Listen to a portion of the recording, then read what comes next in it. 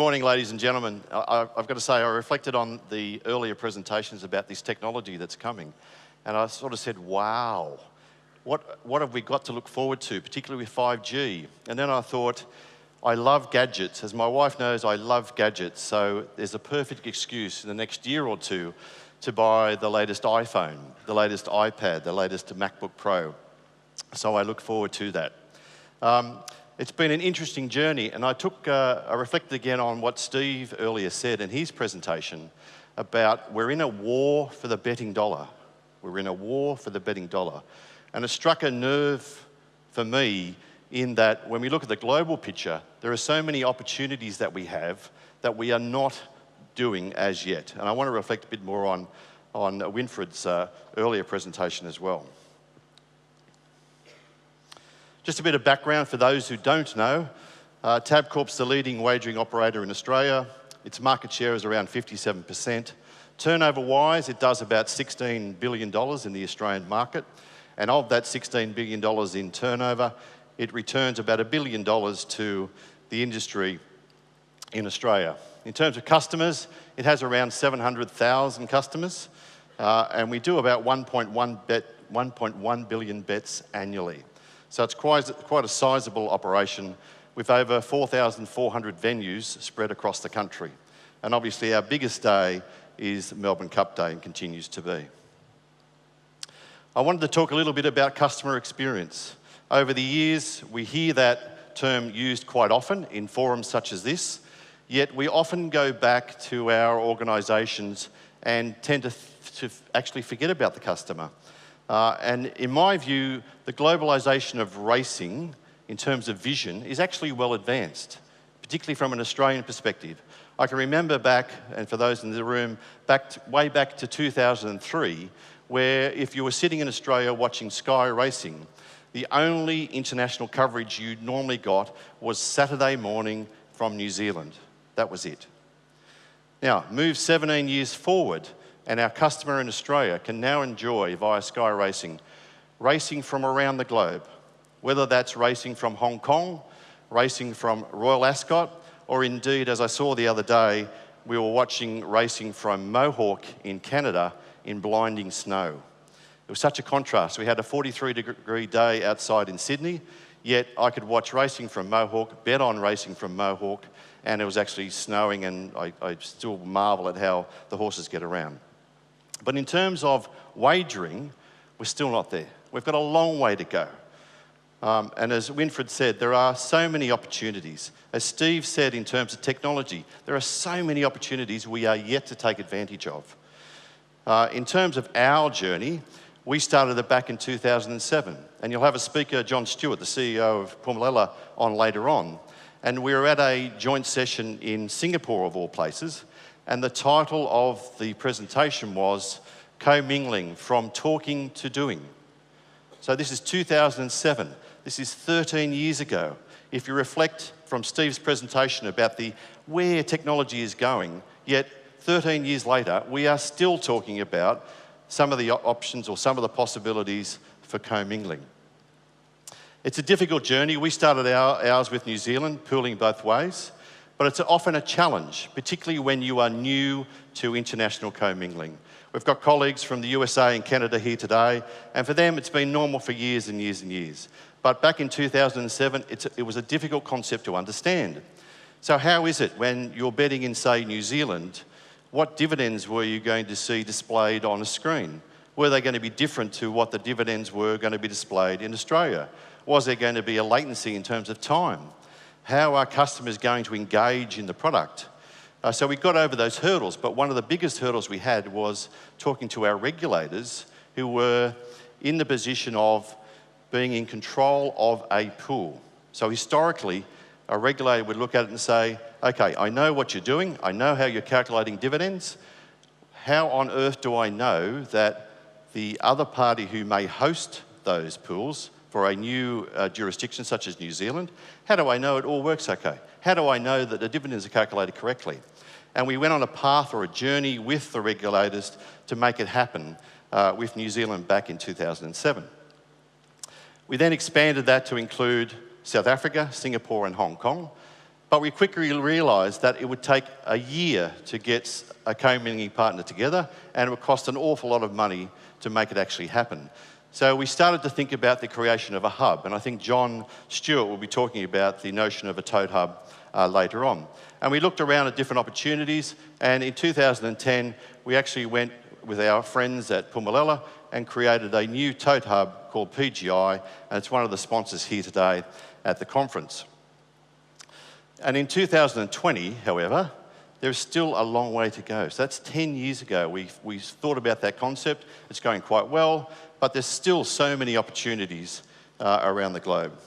If you look at international commingling, generally speaking today, there are very few partners that do it on a day-to-day basis and on a regular basis.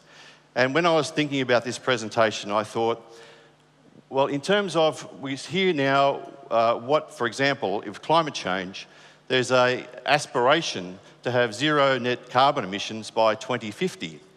And I thought to myself, what if we were all here in 30 years' time? So picture where you're going to be in 30 years' time. As my wife will point out to me, well, Paul, you'll be 88, so there's not much chance of you being here. But what could it look like in 2050?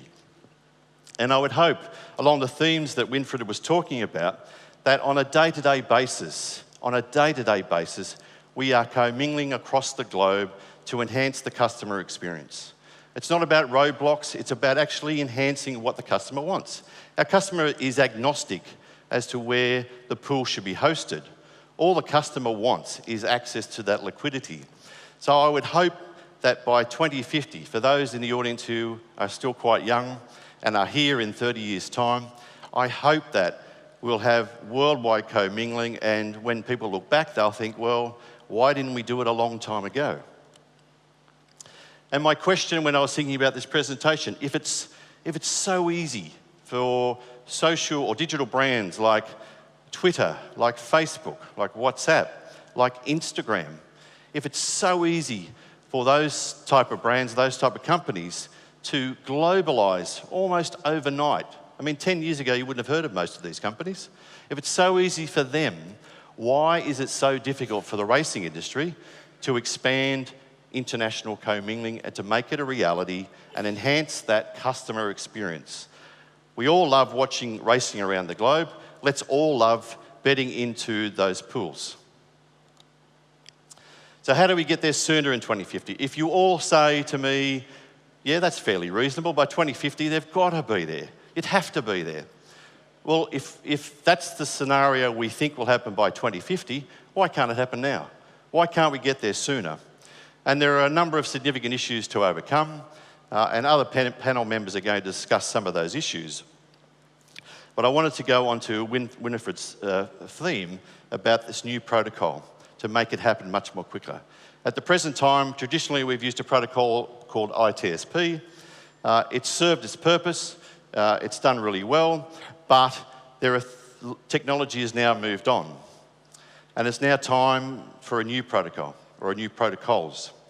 At the moment, in terms of bet types, we need to have it across all bet types. It's not across all bet types at the present time.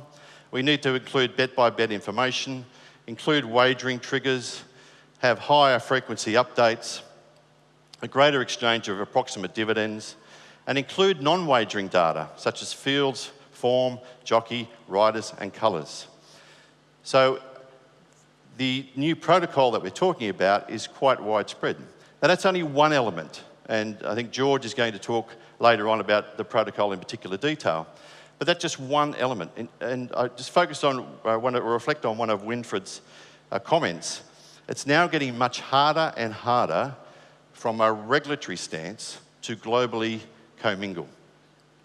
And we've seen that in respect of anti-money laundering, counter-terrorism finance. The standards required are going to be harder and harder for partners across the globe, given the volume of turnover now involved with global commingling, that the standards are going to have to increase. So it's not too far away, in fact it's here right now, where every single commingling partner will have to meet certain standards in respect of anti-money laundering and counter-terrorism financing. It's a very important aspect in the global commingling era that we are now in.